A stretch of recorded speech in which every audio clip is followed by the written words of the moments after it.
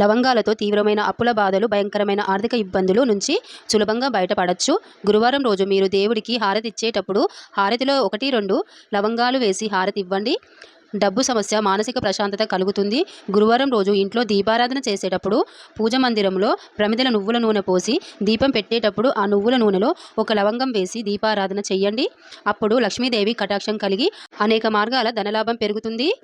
అదేవిధంగా వ్యాపారస్తులు డబ్బులు బాగా కలిసి రావాలంటే ప్రతి గురువారం, బుధవారం ఉదయం పూట మీ వ్యాపార స్థలంలో, మీ షాపుల్లో 4 దిక్కుల్లో 4 లవంగాలు ఉంచండి.